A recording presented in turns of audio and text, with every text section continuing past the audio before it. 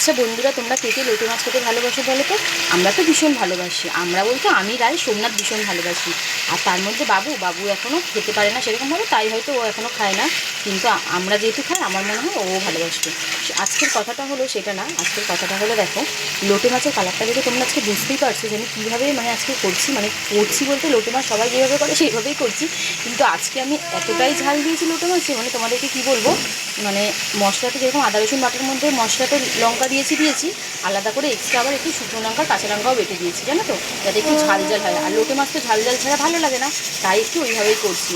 আমার দেখে, জানো তো, এখনই জিভে জল চলে আসছে। আজ কালারটাও দেখো কি, এখনও কিন্তু ভালোভাবে কষানো হয়নি, মশলাটা জাস্ট কষিয়ে আমি মাছটা দিয়েছি, হালকা নাড়লাম, তার মধ্যে কালারটা এত সুন্দর চলে এসেছে। তারপরে কীভাবে সেরকম এভাবে বুঝতেই পারছো।